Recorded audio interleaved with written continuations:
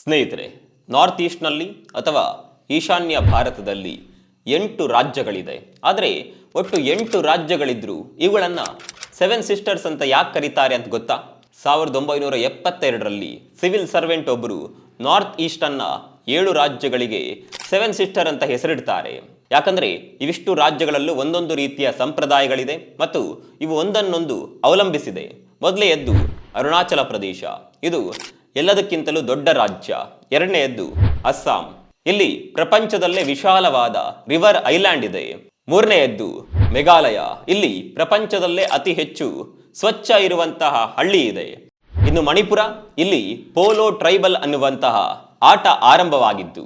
ಇನ್ನು ನಾಗಾಲ್ಯಾಂಡ್, ತ್ರಿಪುರ ಮತ್ತು ಮಿಜೋರಾಂ ಇದು ಭಾರತದ 2ನೇ ಸಾಕ್ಷರತಾ ರಾಜ್ಯ. ಆದರೆ ಈ 7 ಪಟ್ಟಿಯಲ್ಲಿ ಸಿಕ್ಕಿಂ ಯಾಕಿಲ್ಲ ಅಂದರೆ ಆಗ ಇದು ರಾಜ್ಯವಾಗಿರಲಿಲ್ಲ.